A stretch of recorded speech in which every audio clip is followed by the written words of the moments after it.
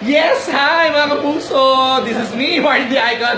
Sa ating FB Live, my God, nandito ako sa dressing room ng, my God, ng mga boys. And Happy Father's Day nga pala sa lahat ng mga dads sa buong Pilipinas at sa buong mundo. Ito na, kasama ko, si Daddy Bay! Daddy Bay, and of course, hello Daddy Bay! Ay, si Daddy Bay, and of course, Alden! Happy Father's Day. Happy Father's Day! Yes, Alden, anong message mo kay Dad? Mamaya na, pagdating ng live para surprise. Pwede rin yun. But wait, maglalaro lang tayo ng konti nga. Quick.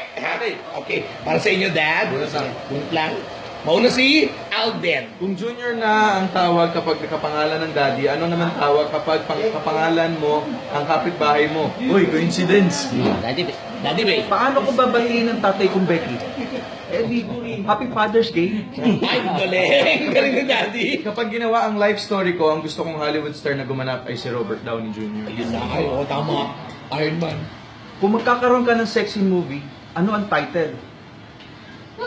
Pigain mong mabuti.